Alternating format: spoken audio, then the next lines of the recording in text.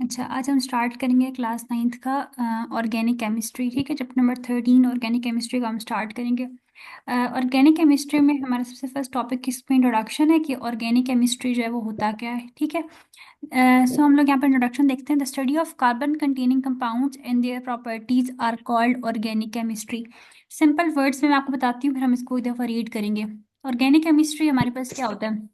Organic chemistry हमारे पास ये होता है कि ऐसे कंपाउंड्स जिनमें हमारे पास कार्बन हो और हाइड्रोजन हो, उन्हें हम कहते हैं कि ये हमारे पास कंपाउंड्स जो हैं ये ऑर्गेनिक कंपाउंड्स हैं। ठीक है, तो उन कंपाउंड्स की केमिस्ट्री को हम कहते हैं ऑर्गेनिक केमिस्ट्री। ठीक है, तो मतलब ऐसे ठीक। कंपाउंड्स ऑर्गेनिक केमिस्ट्री हम लोग कहते हैं कि ऐसे कंपाउंड्स की केमिस्ट्री, ऐसे कंपाउंड्स की स्टडी जिसमें हमारे पास कार्बन और हाइड्रोजन हो। ठीक है, उनको हम लोग कहते हैं ऑर्गेनिक केमिस्ट्री, ऑर्गेनिक कंपाउंड्स। और इन कंपाउंड्स की स्टडी को ऑर्गेनिक केमिस्ट्री कहते हैं। तो फर्स्ट लाइन लिखी हुई है कि the study of carbon containing compounds, ऐसे कंपाउंड जो कार्बन कंटेनिंग होते हैं, मीन के जिनमें कार्बन होते हैं। ठीक है, and their properties is called organic chemistry. However low carbon compound such as carbon dioxide. अब ये बहुत इंपॉर्टेंट लाइन है। हमने एक बात की है कि ऐसे कंपाउंड जिनमें कार्बन होगा या फिर हाइड्रोजन होगा तो वो हमारे पास ऑर्गेनिक कंपाउंड्स होंगे। लेकिन आगे वो बात कर रहे हैं कि low carbon compound such as carbon dioxide. अब कार्बन डाइऑक्साइड का फॉर्मूला हमारे पास क्या होता है? CO2। ठीक है, ओके। तो इसके बाद कार्बन मोनोऑक्साइड का फॉर्मूला होता है CO। Carbonates, carbides are considered as inorganic substances. लेकिन हमने क्या बात की थी? हमने बात की थी कि वो कंपाउंड जिनमें कार्बन होगा या हाइड्रोजन होगा वो तो हमारे पास ऑर्गेनिक कंपाउंड्स होंगे। ये क्यों इनको ऑर्गेनिक कंपाउंड्स या इनऑर्गेनिक सब्सटेंसेस कह रहे हैं? आपने याद रखना है कि केमिस्ट्री में हमेशा कुछ एक्सेप्शंस होती हैं। एक्सेप्शंस का मतलब ये होता है कि जो एक रूल बना दिया जाता है ना, उससे ऑपोजिट भी बहुत सी बातें होती हैं। ठीक है, तो उसी तरह से ये जो हमारे पास कार्बन डाइऑक्साइड CO2 हो गया, या कार्बन मोनोऑक्साइड हो गया, ये हमारे पास जो है ये ऑर्गेनिक कंपाउंड्स नहीं है, ये हमारे पास इनऑर्गेनिक कंपाउंड्स है। ठीक है, इनमें कार्बन तो प्रेजेंट है लेकिन फिर भी हम इनको जो है वो इनऑर्गेनिक कंपाउंड्स कहते हैं। इसी तरह से अगर आपसे कहा जाए कार्बोनेट्स, तो तब भी आपने कहना है कि ये आपके पास इनऑर्गेनिक कंपाउंड है। या आपके पास आ जाते हैं कार्बाइड्स। ठीक है, तो ये जो फोर है ना, ये इनमें कार्बन प्रेजेंट है लेकिन फिर भी ये हमारे पास इनऑर्गेनिक कंपाउंड्स है। अब ऐसा क्यों है, हम इसके रीजन भी देख लेते हैं। दिस इज बिकॉज अच्छा, this is because they have completely different properties than organic compounds. ये इसलिए, इसकी रीजन ये है कि ये हमारे पास ऑर्गेनिक कंपाउंड्स इसलिए नहीं होते क्योंकि इनकी जो प्रॉपर्टीज होती हैं वो कंप्लीटली डिफरेंट प्रॉपर्टीज होती है ऑर्गेनिक कंपाउंड से। ठीक है, आपने इसलिए याद रखना है कि कार्बन, जिन कंपाउंड्स में कार्बन और हाइड्रोजन होते हैं, they are called organic compounds, और उनकी स्टडी को हम लोग ऑर्गेनिक केमिस्ट्री कहते हैं। लेकिन हमारे पास carbon dioxide, carbon monoxide, carbonates और कार्बाइड्स, ये फोर ऐसे कार्बन कंटेनिंग कंपाउंड्स हैं जो हमारे पास इनऑर्गेनिक सब्सटेंसेस है। ठीक है, ये हमारे पास ऑर्गेनिक नहीं है, ये फोर है।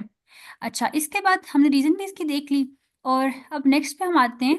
नेक्स्ट पे वो कह रहे हैं कि organic compounds play an important role in the body of living beings. जो लिविंग बींग्स होते हैं ना, लाइक ह्यूमन हो गए, एनिमल्स हो गए, इनकी बॉडी में एक बहुत इंपॉर्टेंट रोल प्ले करते हैं ऑर्गेनिक कंपाउंड्स। किस तरह से प्ले करते हैं हम इसको भी बाद में देखते हैं। Industrial organic chemicals, chemical products such as plastic, rubber, synthetic fibre, paint, इसके बाद glue, varnishes, artificial sweeteners and flavour, drug, dyes, soaps, detergents is an important part of modern life. ये आपने देखा है ना अपनी लाइफ में, सब देखे होंगे। सोप भी आपने देखा होगा, हमारे घर में यूज होता है। ड्रग्स भी हमने देखे, सिगरेट्स वगैरह जो होते हैं। इसी तरह से फ्लेवर्स भी हमने देखा, जो हमारे जो है वो घरों में फ्लेवर्स होते हैं, आइसक्रीम के फ्लेवर्स होते हैं। ये सारे फ्लेवर्स हो गए, या स्वीटनर्स होते हैं जिस तरह के, अब जो लोग जिनको शुगर होता है तो वो हम लोग शुगर यूज करते हैं, वो लोग वो तो नहीं यूज कर रहे होते ना। वो हम देखते हैं कि वो लोग जो है उसकी छोटी छोटी गोलियां सी हैं, वो यूज कर रहे होते हैं, तो वो उनको हम कहते हैं आर्टिफिशियल स्वीटनर्स। इसी तरह से डिटर्जेंट्स जो हम लोग जब अपने क्लॉथ्स को वॉश करते हैं तो उसमें हम लोग यूज कर रहे होते हैं। इस तरह रबर आप यूज करते हैं, प्लास्टिक हम यूज कर रहे होते हैं। तो ये सारे के सारे ये जो ये मिल्क ऑर्गेनिक केमिकल से मिलकर बनी हुई चीजें होती हैं। ठीक है, furthermore the energy we mostly depends on is being is based mainly on organic material found on coil or in natural gas। इसके अलावा जो एनर्जी हम यूज करते हैं, फॉर एग्जांपल जैसे कि सर्दियों में हम लोग जो है वो गैस को यूज करते हैं, गर्मियों में यूज करते हैं, हमेशा हमारे खानों वगैरह के लिए जो हम नेचुरल गैस यूज कर रहे होते हैं, ऑयल यूज करते हैं, ये सारे के सारे जो ना ये हमारे पास ऑर्गेनिक कंपाउंड्स होते हैं, ठीक है। ये ऑर्गेनिक केमिकल से मिलके बने होते हैं, तो मीन्स कि ऑर्गेनिक कंपाउंड्स हमारी लाइफ में कितने इंपॉर्टेंट है, हर जगह हम इनको यूज करें हम। अब आगे हम देखते हैं कि ऑर्गेनिक कंपाउंड्स क्या होते हैं। The chemistry of carbon compounds pervades every aspect of our life. We use thousands of carbon compounds every day. इस बात से हम एग्री करते हैं ना कि हम लोग जो है ना वो हर रोज thousand of carbon containing compounds को यूज कर रहे होते हैं। जितनी चीजें मैंने भी बताई देखो, ये सब कार्बन से मिलकर बनी हुई है, कार्बन कंटेनिंग कंपाउंड्स है। तो हम लोग अपनी डेली लाइफ में हर रोज बहुत ज्यादा कंपाउंड्स जो है ना वो कार्बन कंटेनिंग कंपाउंड को यूज करते हैं। They are carrying out important chemical reaction within our body. ये हमारी बॉडी में बहुत इंपॉर्टेंट रिएक्शंस करी होती हैं। Many of them are so vital that we cannot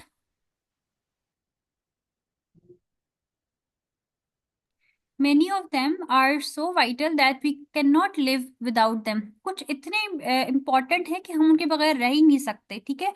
A detailed study of organic compounds confirm that carbon is their essential constituent in combination with hydrogen, oxygen, nitrogen, sulfur, phosphorus and halogens. This means कि carbon एक essential element है हमारी life का, ये बहुत जरूरी, इसके बगैर हमारी जो लाइफ है वो पॉसिबल ही नहीं है।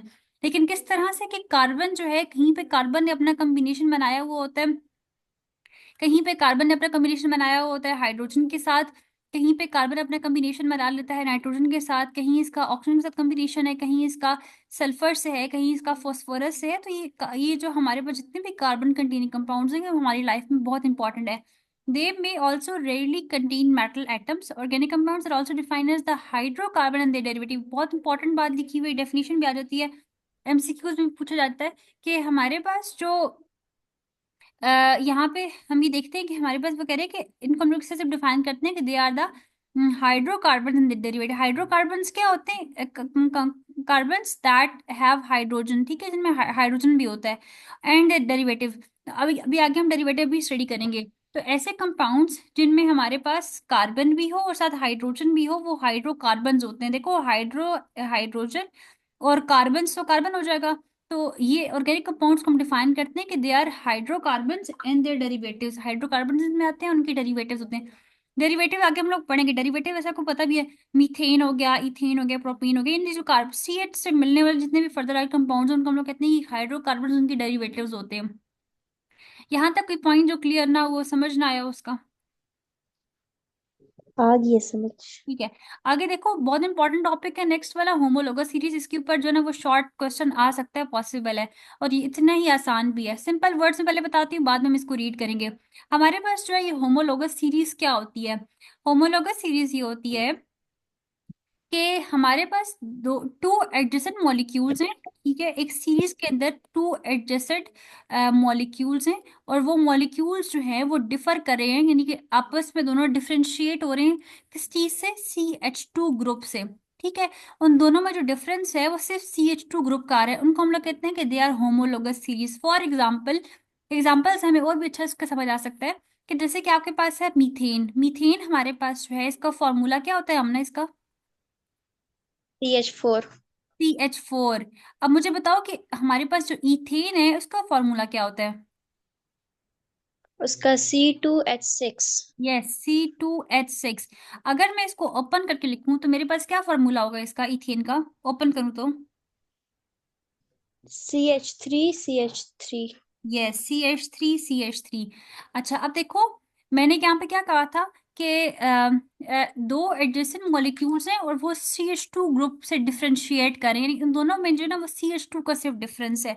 अब देखो ये मेरे पास जो है, यहाँ पे क्या है, यहाँ पे मेरे पास मीथेन जो है ये CH4 है ना, इसमें वन कार्बन है, वन कार्बन है और फोर जो है वो हाइड्रोजन्स हैं। अगर मैं बात करूं इथेन की तो मेरे पास इथेन में क्या है, इथेन में मेरे पास जो है वो टू कार्बन्स हैं और मेरे पास जो है वो यहाँ पे सिक्स हाइड्रोजन्स हैं।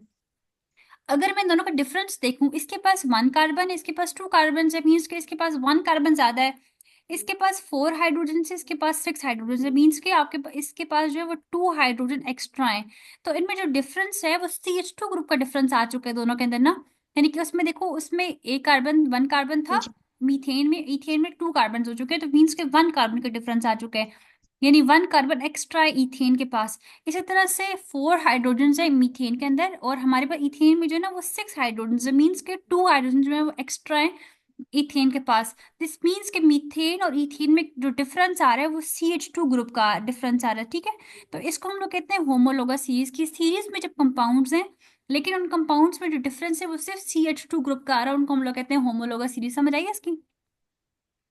जी आ गई है। अच्छा, अब हम लोग इसको स्टडी करते हैं होमोलोगस सीरीज में क्या लिखा हुआ है। There exist a close relationship between different organic compounds. कहते हैं कि बहुत क्लोज रिलेशनशिप होता है ऑर्गेनिक कंपाउंड्स के अंदर, डिफरेंट ऑर्गेनिक कंपाउंड्स में। फॉर एग्जांपल मीथेन में, इथेन में, प्रोपेन में, ब्यूटेन में बहुत क्लोज रिलेशनशिप है। This similarity in behaviour have made the study of million of organic compound easier. इसीलिए हम बहुत से कंपाउंड्स को बहुत easily, million of organic compounds को हम बहुत इजीली स्टडी कर सकते हैं, क्योंकि उन सब की जो बिहेवियर है वो सेम है। They can be classified into few families, a series of related compounds in which any two adjacent molecule। अब यहाँ से इसकी डेफिनेशन शुरू हो रही है।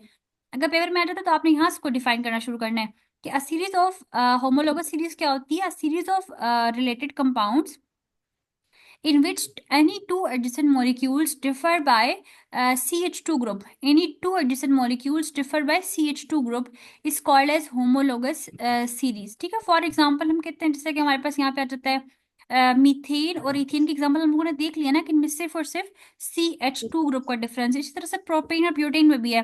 प्रोपेन में अगर हम देखते हैं तो प्रोपेन में हमारे पास नंबर ऑफ कार्बन कितने हैं प्रोपेन में? 3। 3 कार्बन हैं। और नंबर ऑफ हाइड्रोजन कितने हैं? 8। यस, 8। अच्छा, अब हम ब्यूटेन में देखते हैं इसी तरह से। ब्यूटेन में नंबर ऑफ कार्बन कितने हैं? 4। यस, और नंबर ऑफ हाइड्रोजन्स? 10। यस, 10। अब अगर हम इन दोनों का डिफरेंस देखें तो 3 कार्बन प्रोपेन में, 4 कार्बन ब्यूटेन में, मीन्स के कार्बन का डिफरेंस आ गया 1 कार्बन का, ठीक है। प्रोपेन में अगर देखो तो 8 हाइड्रोजन है, ब्यूटेन में 10 हाइड्रोजन है, मीन्स के कितने हाइड्रोजन का डिफरेंस आ रहा है हमारे पास? 2 हाइड्रोजन्स का। 2 हाइड्रोजन का। तो हमारे पास जो है वो CH2 ग्रुप का डिफरेंस आ चुके हैं ना। जी। हाँ, तो जिसमें हमारे पास 2 एडिशन मॉलिक्यूल्स में CH2 ग्रुप का डिफरेंस आ रहा है, उसको हम लोग कहते हैं होमोलोगस सीरीज, ठीक है। उसको हम होमोलोगस सीरीज कहते हैं। इसके बाद आगे हमारे पास ये है कि note that different Note that difference between adjacent alkenes, they differ by the same unit CH2। This means you can represent next member by simplifying adding CH2 unit। मतलब वो कह रहे हैं कि पहले हमने कहा था कि हम हमारे पास मिलियंस ऑफ ऑर्गेनिक कंपाउंड है, लेकिन उन सब के बिहेवियर सेम है, इसलिए हमें उन मिलियन ऑफ ऑर्गेनिक कंपाउंड को स्टडी करना हमारे लिए बहुत ईजी है। अब आपको जो है वो फॉर्मूलाज को याद रखने की जरूरत नहीं है कि पीथेन का ये था, उसके बाद इथेन का ये है, प्रोपेन का ये है, ब्यूटेन का ये है, पेंटेन का नहीं। बल्कि आपको अगर मीथेन का पता है तो दिस मीन्स आपको सबका पता है, चाहे आगे मिलियन ऑफ ऑर्गेनिक कंपाउंड्स क्यों नहीं है। आपने बस CH2 ग्रुप को ऐड करना है तो आपके पास जो ना वो नेक्स्ट बन जाएगा, ठीक है। इसी तरह से CH2 ग्रुप को ऐड करके तो नेक्स्ट बन जाएगा। उसके बाद हम कहते हैं कि similarly alcohol can form homologous series. इसी तरह से अल्कोहल भी बनाते होते हैं होमोलोगस सीरीज। अल्कोहल आपको पता है हम ना क्या होते हैं? अल्कोहल नहीं। अच्छा देखो, अल्कोहल क्या होता है। ऐसे कोई भी ऑर्गेनिक कंपाउंड्स जिनके लास्ट में OH ग्रुप आ जाए उनको हम लोग कहते हैं अल्कोहल। जैसे कि फॉर एग्जांपल की देखो, OH ग्रुप आ चुका है यहाँ पे ना, ये एक अल्कोहल है। यहाँ पे भी OH ग्रुप नजर आ रहा है, ये भी एक अल्कोहल है। यहाँ पे भी लास्ट में एक OH ग्रुप आ चुका है, दिस मीन्स कि ये भी हमारे पास एक अल्कोहल है। तो अल्कोहल्स जो है वो अल्कोहल्स कौन से होते हैं, इनके लास्ट में OH ग्रुप आता है, ठीक है। और अब इनके नेम से भी डिफरेंस है, जैसे कि देखो ना, अब हमारे पास ठीक। CH4 एक मीथेन है ना, तो अगर हम ओश लगा देंगे इसके साथ तो हमारे पास ये बन जाएगा मेथानोल। इन सब के नेम्स के लास्ट में भी OL आता है, ठीक है। जैसे अल्कोहल के लास्ट में OL आता है ना, इन सब के नेम्स के लास्ट में भी OL आता है। ये रिप्रेजेंट कर रहा होता है, ये हमारे पास अल्कोहल्स हैं, ठीक है। कह रहे हैं कि अल्कोहल्स भी होमोलोगस सीरीज जो ना ये बनाते हैं। किस तरह से? मेथानोल देखो CH3OH है। एथानोल में क्या हुआ कि हमने जस्ट CH2 ग्रुप को एक ऐड कर लिया, तो हमारे पास जो ना ये बन चुका है एथानोल। इसी तरह से हम लोगों ने प्रोपानोल में क्या किया, मेथानोल में हम लोगों ने एक और CH, देखो यहाँ पे 2 है ना, यहाँ पे भी 2 हो चुके हैं। थर्ड पे हम लोगों ने फिर एक और CH2 ग्रुप को ऐड कर लिया, तो ये हमारे पास बन चुका है propanol. So these compounds also differ by the same unit CH2. All the classes of organic compounds, यहाँ पे O है, organic compounds including alkenes, alcohols, aldehyde, ketones, carboxylic acid, ये जितनी भी classes हैं organic compounds की, they they all form homologous series. अच्छा, अब आपसे एक एमसीक्यूज पूछ सकते हैं एग्जाम में, ये पूछ सकते हैं कि क्या हमारे पास एल्केन्स, एल्कीन्स, एल्काइंस, क्या ये सब हमारे पास होमोलोगस सीरीज शो करती हैं या नहीं? तो आपको आपने कहना है शो करती हैं। ऑर्गेनिक कंपाउंड की जितनी भी क्लासेस हैं वो सब की सब होमोलोगस सीरीज शो करती हैं। जैसे कि फॉर एग्जांपल हम साइड पे देखते हैं, हमारे पास आपको पता होना चाहिए कि ऑर्गेनिक कंपाउंड जो है, इसको मैं ओ सी से लिख रही हूँ, ठीक है। ऑर्गेनिक कंपाउंड की जो क्लासेस हैं वो कौन कौन सी हैं? सबसे पहले हमारे पास स्टार्ट में आता है एल्केन्स, इस तरह। इसके बाद सेकंड पे होता है हमारे पास एल्कीन्स, एल्कीन के बाद थर्ड पे होता है हमारे पास एल्काइंस, एल्काइंस के बाद फोर्थ पे होता है हमारे पास एल्कोहल, अल्कोहल, एल्कोहल के बाद क्या होता है? एल, कार्बोक्सिलिक एसिड, वो बाद में आता है, पहले आता है इसके बाद एल्कोहल के बाद एल्डिहाइड, एल्डिहाइड से सेम एक और भी होता है, उसको हम क्या कहते हैं? Ketone, yes, ketone. और कीटोन के बाद हम आगे आ जाते हैं कार्बोक्सिलिक एसिड। ये आपके लेवल पे हम बस इतना ही पढ़ते हैं, कार्बोक्सिलिक एसिड, ठीक है। अब ये सब की सब सीरीज जितने भी ऑर्गेनिक कंपाउंड्स हैं, ये जितनी भी क्लासेस हैं, इन सबको हम कहते हैं कि ये क्लासेस हैं ऑर्गेनिक कंपाउंड्स की। कि जितनी भी क्लासेस हैं ऑर्गेनिक कंपाउंड्स की, ये सब की सब जो है वो होमोलोगस सीरीज शो करती हैं। मतलब अगर आप इन CH2 ग्रुप को ऐड कर देते हो तो नेक्स्ट क्लास बन जाएगी। अच्छा, आपको पता होना चाहिए कि ये जो एल्कीन है ना, इस पे ये सिंगल बॉन्ड वाले होते हैं, ठीक है। इसमें सिंगल बॉन्ड आता है। जो एल्कीन्स होते हैं ये डबल बॉन्ड वाली होती हैं, एल्काइंस में ट्रिपल बॉन्ड आ जाता है। एल्कोहल्स के लास्ट में ओ एच आता है तो उसको आप कहोगे कि ये एल्कोहल है। एल्डिहाइड के लास्ट में जो है वो ये आता है, बताती हूँ, CHO। इस तरह से C double bond with oxygen ऊपर होता है, यहाँ पे आ जाता है हाइड्रोजन, दिस मीन्स ये आपके पास एक एल्डिहाइड है। अगर कीटोन होगा तो वो आपके पास इस तरह से शो हो रहा होता है, यानी कि यहाँ पे ना दोनों साइड पे डिफरेंट ग्रुप लगे होते हैं। इनको हम रिप्रेजेंट करते होते हैं आर से। आर मीन से कोई भी अल्काइल ग्रुप, कोई भी डिफरेंट सा ग्रुप लग सकता है, उसको हम लोग कहते हैं कीटोन। और कार्बोक्सिलिक एसिड में क्या होता है? कार्बोक्सिलिक एसिड पता है किससे मिलके बनते हैं? अच्छा, एक और बात, हमारे पास ये जो एल्डिहाइड और कीटोन्स हैं, दोनों को जब आप इन दोनों सेम क्लास से बिलोंग करते हैं, और इनको हम लोग कहते हैं दे आर कार्बोनाइल। ये कार्बोनाइल कंपाउंड्स होते हैं, ठीक है। तो हम लोग जब यहाँ पे कार्बोनाइल और अल्कोहल को मिक्स करते हैं तो कार्बोक्सिलिक बनता है। ये एल्डिहाइड और कीटोन दोनों सेम क्लास से बिलोंग करते हैं, उस क्लास को हम कहते हैं कार्बोनाइल कंपाउंड्स, ठीक है। इसी तरह से हमारे पास अगर हम लोग कार्बोनाइल को और अल्कोहल को मिक्स करते हैं तो हमारे पास जो है वो कार्बोक्सिलिक बनता है। यहाँ पे मैं लिख भी देती हूँ कि जब आप यहाँ पे कार्बोनाइल को प्लस अल्कोहल को मिक्स करते हैं तो आपके पास जो है ना वो कार्बोक्सिलिक एसिड बन जाता है, ये बन जाता है आपके पास, ठीक है। तो इसको किस तरह से रिप्रेजेंट करते हैं? यहाँ पे C double bond with oxygen हो जाएगा, आगे जो है यहाँ पे एंड पे आ जाएगा OH। ये OH जो है ये अल्कोहल का है, और ये हमारे पास सी डबल बॉन्ड विद जो है ये हमारे पास ये इस क्लास का है, यानी ये एल्डिहाइड और कीटोन्स जो है ना, इनके देखो C double bond with O show कर है, ये इस क्लास के इन्होंने यहाँ से ये C double bond with oxygen उठा लिया, और यहाँ से जो है ना ऊपर अल्कोहल का OH उठा लिया, तो हमारे पास जो है वो कार्बोक्सिलिक एसिड ग्रुप बन चुका है यहाँ पे।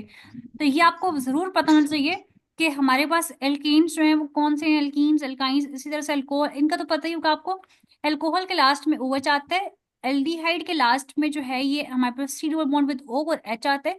एल्डिहाइड और कीटोन में डिफरेंस ये होता है कि एल्डिहाइड के एंड के ऊपर हाइड्रोजन मस्ट आएगा, इस C double bond with oxygen के बाद हाइड्रोजन जरूर होगा। लेकिन कीटोन जो होते हैं इनमें C double bond with oxygen के बाद जो है वो आर, आर मीन से कोई भी ग्रुप लगा लगा सकते हैं आप, ठीक है, तो वो कीटोन हो जाएंगे। और जब आप एल्डिहाइड का ये और उसके बाद अल्कोहल का आप OH ले लेंगे तो आपके पास जो है ना वो कार्बोक्सिलिक एसिड बन जाएगा। यहाँ तक हम लोगों ने पढ़ा होमोलोगस सीरीज। होमोलोगस सीरीज में ये था कि हम लोग जो है वो, हमें जरूरत नहीं है कि हम मिलियन ऑफ ऑर्गेनिक कंपाउंड्स को याद रखें, उनको जो ना वो उनकी क्रेमिंग करें, मीन्स का रट्टा लगाना शुरू कर दें, नहीं। बल्कि हम लोगों ने क्या करना है, अगर फॉर एग्जांपल मुझे मीथेन पता है, दिस मीन्स कि मैं मिलियन ऑफ ऑर्गेनिक कंपाउंड्स को याद रख सकती हूँ। वो किस तरह से कि मैंने हर एक के अंदर CH2 ग्रुप को ऐड करते जाना है, तो मेरे पास जो ना वो नेक्स्ट कंपाउंड बन जाएगा, ठीक है। मीथेन से इथेन, प्रोपेन, ब्यूटेन, इसी तरह से सारे बने हैं। और होमोलोगस सीरीज जो है ये हर एक पे एप्लीकेबल है, हर क्लास ऑफ ऑर्गेनिक कंपाउंड पे लगती है। फॉर एग्जांपल वो एल्कीन्स हैं, वो एल्काइंस हैं, अल्कोहल है, एल्डिहाइड है, कीटोन है, कार्बोक्सिलिक एसिड है, सब जो है वो होमोलोगस सीरीज बना सकती हैं। समझ आ गई यहाँ तक? जी आगे। ठीक है। आगे देखो, general characteristics of a homologous series. Each homologous series have some general characteristic. हर होमोलोगस सीरीज के अंदर कुछ कैरेक्टरिस्टिक्स होती हैं। जैसे कि फॉर एग्जांपल हम ये कहते हैं कि the family member of a homologous series have the same functional group. यानी कि होमोलोगस सीरीज की कुछ जनरल कैरेक्टरिस्टिक है, उनको हम लोग स्टडी करते हैं। फर्स्ट कैरेक्टरिस्टिक हमारे पास ये है कि the family members of a homologous series have the same functional group. Yes, homologous series की जो families होती हैं उनके family members जो होते हैं उनके सेम ग्रुप होते हैं। क्या मतलब इसका? इसकी एग्जाम्पल से हम फर्स्ट पॉइंट को समझते हैं। ये आपका फर्स्ट पॉइंट है, वो इसमें ये क्या बात कर रहे हैं?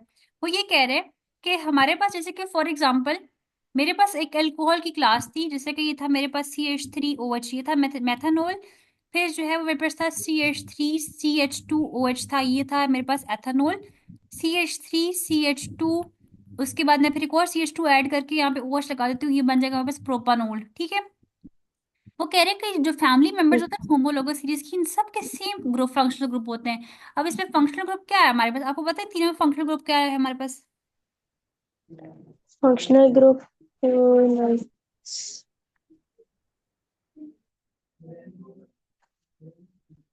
हमारे पास ये देखो, ये जो OH है ना, ये फंक्शनल ग्रुप होता है। ठीक है। ये जो OH लग जाता है या carbon double bond with oxygen लग जाता है, ये सारे हमारे पास क्या होते हैं? Functional group. फंक्शनल ग्रुप्स होते हैं। ठीक है। तो ये हमारे पास जो है जिसमें OH लगा हुआ है, इसको हम कह रहे हैं मेथनॉल, ये एथेनॉल, ये प्रोपेनॉल। इन सब के देखो, उसने कहा कि इन सब के सेम फंक्शनल ग्रुप होते हैं। तो ऐसी बात है ना, सिर्फ एक CH2 ऐड हो रहा है, लेकिन जो फंक्शनल ग्रुप है वो तो चेंज नहीं हो रहा, वो तो सबका सेम है। ये मेथनॉल का भी OH आ रहा है, उसके बाद नेक्स्ट में भी OH आया है, इसमें भी OH। सिर्फ डिफरेंस कहाँ पर आ रहा है कि यहाँ पे भी एक CH2 ग्रुप ऐड हो गया, फिर उसके बाद यहाँ पे भी एक CH2 ग्रुप ऐड हो चुके हैं। ठीक है। तो फंक्शनल ग्रुप जो है सबके सेम रहेंगे। फर्स्ट करेक्टरिस्टिक ये है। सेकंड कैरेक्टरिस्टिक है the family members have same general formula. सबके जनरल फॉर्मूलाज होते हैं वो सेम होते हैं। ठीक है। फॉर्मूला सबके सेम होंगे। जैसे कि फॉर एग्जांपल हम कहते हैं कि यहाँ पे जो एक फॉर्मूला मैं लिखती हूँ, जैसे कि मेरे पास है CnH2n+2। ठीक है। अब मेरे पास ये जो फॉर्मूला है ना, ये सबका सेम फॉर्मूला रहेगा। जैसे कि अगर CH4 है तो तभी ये फॉर्मूला किस तरह से CH4 बने, इस फॉर्मूला के थ्रू हम ये देखते हैं कि अगर फॉर एग्जाम्पल मेरे पास C1 होगा और H मेरे पास, अगर C1 है ना तो H भी मेरे पास आगे देखो, N N की जो वैल्यू है मेरे पास फॉर एग्जाम्पल वो 1 है ना, तो यहाँ पे देखो 2 1 2 +2 करेंगे, तो यहाँ लाफिज, तो यहाँ हमारे पास बन जाएगा देखो C1, और आगे 2 1 2 +2 क्या हो जाएगा 4, तो CH4 बन जाता है। इसी तरह से अगर N = 2 होगा, मतलब ये तो मेरे पास मीथेन हो चुका है ना, अगर मेरे पास मीथेन की जगह यहाँ पे मेरे पास इथेन आ जाता है, तो दिस मीन्स कि मेरे पास यहाँ पे क्या हो जाएगा फॉर्मूला के अंदर, C2 हो एच जाएगा। इथेन के एच टू लिए डैश टू हो जाएगी। हाँ, H जो है वो क्या हो जाएगा, 2 × 2 + 2 हो जाएगा, मीन्स के C2H4, और +2 करते हैं तो क्या आ जाएगा C2H6। तो C2H6 ही फॉर्मूला होता है इथेन का ना। जी।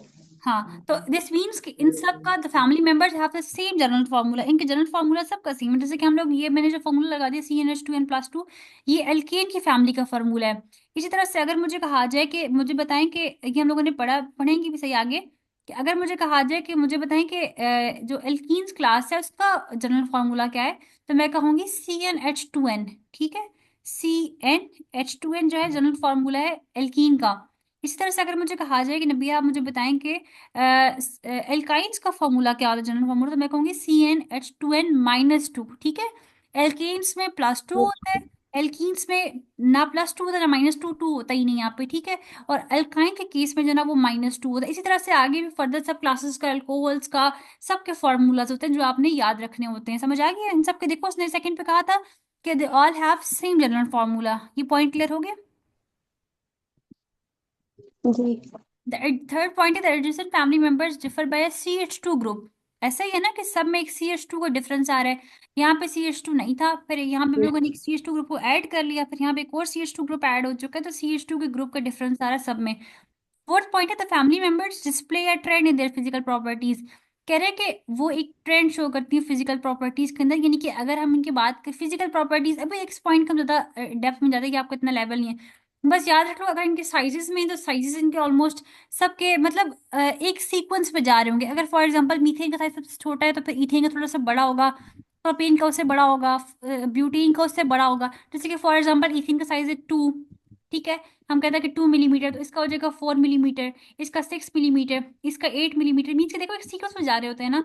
अगर डिफरेंस आ रहा है सबके साइज में, तो टू टू का डिफरेंस आ रहा है इनके ऊपर, तो हम इस तरह से कहते हैं the family member display a trend in their physical properties. Physical properties मतलब इनका साइज हो गया, इनकी नेचर होगी, इनकी स्ट्रक्चर हो गया, इसको हम लोग कहते होते हैं। तो उस तरह उनके अंदर भी एक डिफरेंस, एक डिस्प्ले नजर आ रहा होगा, एक डिफरेंस नजर आ रहा होगा। यहाँ तक इसके कैरेक्टरिस्टिक हम लोगों ने पढ़ लिए, 4 कैरेक्टरिस्टिक्स हैं। और उसके बाद जो है वो होमोलोगस सीरीज होगी और ऑर्गेनिक कंपाउंड्स। यहाँ तक कोई चीज समझ ना आई हो आपको? आ गया समझ। ठीक है। अब आगे हम लोगों ने देखो वही चीज आ चुकी है, हम लोगों ने भी डिस्कस किए हैं इनके फॉर्मूलाज को। आ, हाँ, ये ऊपर एक और भी इनकी प्रॉपर्टी थी। इनका एक करेक्टरिस्टिक था होमोलोगस सीरीज का, the family member possesses same chemical properties. ठीक है। इन सब की जो केमिकल प्रॉपर्टीज हैं वो भी सेम होती हैं। अच्छा आगे देखो, show the table shows the general formula of same homologous series. जैसे कि फॉर एग्जांपल फर्स्ट आपके पास है एल्कीन, इसका फॉर्मूला आपको पता हो, ये आपको अपनी फिंगर टिप्स पे याद होना चाहिए, ये एमसीक्यूज में आते हैं। एल्कीन्स का क्या होता है? CnH2n। एल्काइंस का क्या होता है? CnH2n-2। एल्कोहल्स का क्या होता है? एल्कोहल का फार्मूला होता है CnH2n+1OH। ठीक है, CnH2n+1 आगे आता है OH। ठीक है। कार्बोक्सिलिक एसिड का क्या होता है? CnH2n+1, यहाँ तक वही आ जाएगा। लास्ट में आ जाएगा COOH। ये चीज आपने याद रखनी है, आपकी बुक में सिर्फ इतने दिए, मीन्स के आप पेपर में बस नहीं से पूछेगा। पहले 3 को तो बहुत इजी है, सिर्फ अल्कोहल और कार्बोक्सिलिक एसिड को थोड़ा सा कोशिश करना कि याद हो जाए। अच्छा, इसके बाद फ्रॉम जनरल ठीक। Formula you can easily determine the molecular formula of any member of the molecule of the state. For example, alkenes have general formula CnH2n plus 2, which can be used to determine the molecular formula for any member of alkene series by putting number of carbon atom in general formula. जैसे कि methane है, हमें पता है ये N=1 होता है, इसका फॉर्मूला हमने अभी देखा है किस तरह से बना, ये इसका CH4 हो गया। इथीन N=2 होता है, मीन्स कि CnH2n+2 है। मैं अगर N की वजह यहाँ पे 2 पुट कर दूँ, C2H4+2 करते हैं, तो यहाँ पे क्या आ जाएगा हमारे पास? C2H जो है वो 6 आ जाता है। इसी तरह से अगर आता है प्रोपेन, प्रोपेन का फॉर्मूला क्या होता है हमारे पास? C3 और H क्या आ जाएगा यहाँ पे? 8। एल्कीन्स हैव जनरल ठीक। फॉर्मूला CnH2n होता है इसका। तो हम इस तरह से कर सकते हैं, देखो CnH2n में अगर फॉर एग्जांपल मेरे पास N जो है वो 2 है, तो मेरे पास CnH2n है ना, 2 यहाँ पे मल्टीप्लाई 2 हो जाएगा, तो CnH4 बन जाएगा इस तरह से। ठीक है। एल्कोहल्स का फॉर्मूला में लिखा हुआ है इस तरह से, आपसे फॉर्मूला आपको याद होना चाहिए। वो आपसे कह सकते हैं कि हमें बताएं कि इथेन का फॉर्मूला क्या है, प्रोपेन का फॉर्मूला, प्रोपेन मतलब इसका जो स्ट्रक्चर मोलिकुलर फार्मूला है वो क्या बनेगा। अगर आपसे जनरल फॉर्म अगर वो कहेगा जनरल फार्मूला, तो तब आपने ये बताना है। अगर आपसे कहता है ना कि मुझे बताएं प्रोपेन का मोलिकुलर फार्मूला क्या है, तो आपने प्रोपेन का बताना है इस तरह से कि आपका जो देखो इसका फॉर्मूला होता है CnH2n+2। एल्केन का देखो ना, ये आखिर में ए ना ये शो करे कि एल्केन है। इसमें वैल्यूज पुट करो, जहां प्रोप आता है दिस मीन्स कि एन की वैल्यू 3 होती है। उसके बाद 2, यहाँ पे 3 आ जाएगा, +2 यहाँ पे हो जाएगा, दिस मीन्स C3H जो है ना वो 8 बनता है। तो आपने पूरा आगे बताना, अगर मॉलिक्यूलर फार्मूला पूछेगा तो ये मॉलिक्यूलर फार्मूला है। अगर पूछे जनरल फार्मूला बताओ, तो तब हाँ आपने जनरल फार्मूला जो उसको ये वाला बताना होगा। इसके बाद हम आगे आ जाते हैं, आपके पास कॉन्सेप्ट असेसमेंट एक्सरसाइज है 113.1। Right the molecular formula of the following compound using general formula. जैसे कि फॉर एग्जाम्पल, अब आपने ये मुझे तरीके बताना सॉल्व करके कि मैं देखूं कितनी समझ आई है। यहाँ पे पहला है कि एल्केन कंटेनिंग 4 कार्बन। आपको वो कह रहे हैं कि जो एल्कीन है उसमें आपके पास 4 कार्बन है। ठीक है, कि फर्स्ट आपके पास है, मतलब फर्स्ट क्वेश्चन है। अब अगर फॉर एग्जांपल हमने आपके पास वो कह रहे हैं कि कार्बन नंबर 4 है, मीन्स कि ये जो एन की वैल्यू है ये 4 हो जाएगी। मुझे बताओ कि इस कंपाउंड का जिसमें कार्बन का जो नंबर है वो 4 है, तो उसमें हमारे पास इसका मोलिकुलर फॉर्मूला क्या बनेगा इस क्लास का? C4H8। देखो, CnH2n+2 फॉर्मूला जनरल ना, एल्केन्स की बात हो रही है। ठीक है, एल्केन्स का CnH2n+2 है। अब चलो पुट करते हैं इसके अंदर। सी हमारे पास क्या, एन की वैल्यू क्या है हमारे पास? 4। 4। H2 multiply by 4। 4। गुड। +2। अब करो, ये क्या बनते हैं? C4H10। Yes, C4H10। गुड। ये बन जाएगा आपके पास C4H10। इस तरह से आपने सबको सॉल्व करना है, ठीक है। नेक्स्ट को देखो, मैं एक और करवा ठीक। रही हूँ, ये आपका होमवर्क है, इनका जो सेकंड सेकंड पार्ट है वो आपने होमवर्क करना है इसका सारा, और मुझे दिखाना है उसके बाद। अच्छा, इसके बाद हम देखते हैं, अगर फॉर ठीक। एग्जांपल हमारे पास 3 कार्बन है, लेकिन ये क्लास कौन सी शो करे, एल्कीन। मुझे पहले बताओ एल्कीन का जनरल फॉर्मूला क्या होता है। CnH2n। Yes, good. एल्कीन्स का होता है CnH2n। अब अगर फॉर एग्जांपल मेरे पास जो कार्बन नंबर है वो मेरे पास 3 है, तो मुझे बताओ इसका क्या बनेगा। यहाँ पे मुझे वो करवाओ सॉल्व। C की वैल्यू 3 हो जाएगी। H क्या होगा मेरे पास। H6। ड्रामा में लेवल टेस्ट होना है कि नहीं होना, बता।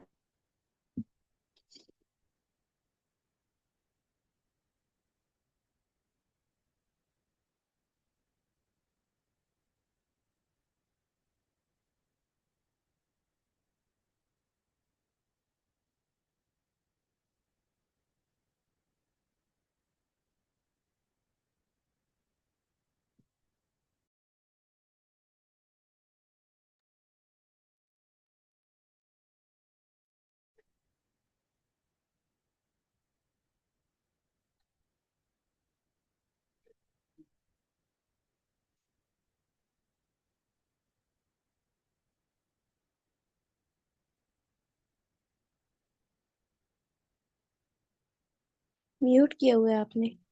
अच्छा हाँ, मैंने खुद किया हुआ था। देखो अब एल्कीन्स जो है इसमें हम लोगों ने 3 कार्बन्स थे, तो देखो अब ये क्या बन जाएगा हमारे पास C3H6। अब मुझे सॉल्व करके बताओ जरा, इसमें अगर एल्काइंस है और आपके पास जो कार्बन का नंबर है वो 3 है, तो हमारे पास क्या बनेगा इसका। अब पहले मुझे बताती हूँ बताओ सब। एल्काइंस का फॉर्मूला क्या होता है। CnH2n-2। यस, -2। अब देखो अगर कार्बन 3 है तो यहाँ पे क्या हो जाएगा हमारे पास, पहले C3H के बाद क्या आ गया यहाँ पे हमारे पास। H H2 और उसके बाद N की जगह 3। ठीक है, और -2 कर लेते हैं, यहाँ पे क्या आएगा हमारे पास। 3 2 ज़ार C3H5। C3। आमना दोबारा देखो। 5 ही बन रहा है ना। कैसे। 3 2 6 -1 5। -1 क्यों, CnH2n -2 फॉर्मूला नहीं है इसका। हाँ -2 है। 4। 4। ठीक है, तो C3H4 हमारे पास बन चुका है। ये याद रखना, ये 1 नहीं आती, ये मिस्टेक की तो पूरा गलत हो जाएगा, ठीक है। एल्काइंस का फॉर्मूला होता है सही। CnH2n-2। अब देखो इसी तरह से एक अल्कोहल का भी आपको गिवन है। एल्कोहल में हम आपको कह रहे हैं कि 2 कार्बन है, और उसका फॉर्मूला बताओ क्या होता है मुझे। CnH2n+1 OH। OH, ठीक है। अब देखो कार्बन की अमाउंट जो है आपके पास 2 है, ठीक है। अब हम इसमें पुट करते हैं कि हमारे पास जो यहाँ पे क्या आएगा। अब देखो अगर फॉर एग्जांपल मेरे पास यहाँ पे, मुझे बताओ क्या क्या करना है हम लोगों ने आगे। C की वैल्यू डालेंगे N की जगह 2। हम्म, फिर H भी डालेंगे। क्या मतलब फिर है। हमारे पास बन जाएगा, हाँ, ये बताओ आगे इसका। मतलब N की जगह C2H5OH। यस, C2H5OH, ठीक है। तो अब ये हमारे पास जो है वो क्या बन चुका है। अच्छा, अगर मैं आपसे पूछूं, बताओ इसका नेम क्या है, क्या नेम होगा इसका। इसका नेम होगा इथेन। क्यों इथेन। मैंने आपको क्या बताया था, अगर OH आ जाएगा तो नेम ही चेंजिंग आती है हमारे पास। हाँ हाँ, इसका नेम होगा एथेनॉल। Yes, ethanol.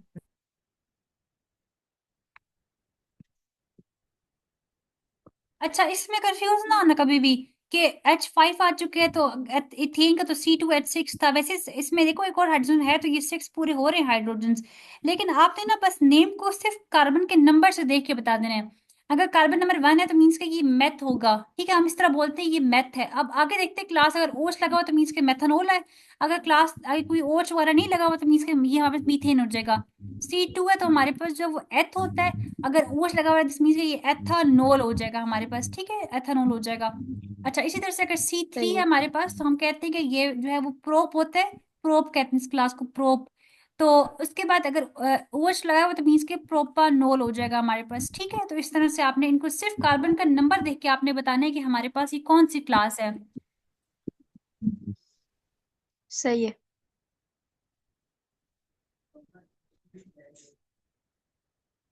अच्छा, तो यहाँ तक हमारे हो गए। अब ये जो बाकी इसके पार्ट्स हैं ये आपका होमवर्क है। ठीक है। दूसरी बात ये कि हमारे पास यहाँ तक आपको शो किए गए अल्कोहल तक। नेक्स्ट क्लास आती है आपके पास कार्बोक्सिलिक एसिड की भी, जिसका फार्मूला आपको ऊपर बताया जा चुका है। ठीक है, कि कार्बोक्सिलिक एसिड का फार्मूला है इसका, ये देखो। इसमें आपने क्या करना है कि आपने सी की एन की जो वैल्यू मैं आपको गिवन दे रही हूँ, मतलब जो एन की वैल्यू हो या फिर सी की। तो यहाँ पे फॉर एग्जांपल हमारे पास जो वैल्यू है कार्बन की, वो मैं आपको दे रही हूँ कि कार्बन की जो वैल्यू है वो 5 भी है और कार्बन की वैल्यू 6 भी है। तो ये भी आज मुझे होमवर्क में दिखाना है कि अगर कार्बन की वैल्यू 5 होगी तो कार्बोक्सिलिक एसिड का क्या बनेगा, हमारे पास ये वाला फॉर्मूला यूज करना है। और अगर कार्बन की जो वैल्यू 6 होगी तो फिर हमारे पास जो ना इस फॉर्मूला को यूज करते हुए आपके पास क्या बनेगा। ठीक है। ठीक है। अच्छा, अब आगे हम इसको स्टार्ट करें। स्ट्रक्चर फॉर्मूला 2 मिनट रह गए, ये कल पढ़ें इसको। इसको कल पढ़ेंगे। ठीक है, लेकिन यहाँ पे क्या करना है कि अच्छी तरह से ना रिवाइज करके, और ताकि कल जब मैं पूछूं तो सब बातें मुझे ना सही टेस्ट से बता रही हूँ। ठीक है। सही है। हाँ ठीक है, चलो रुको मैं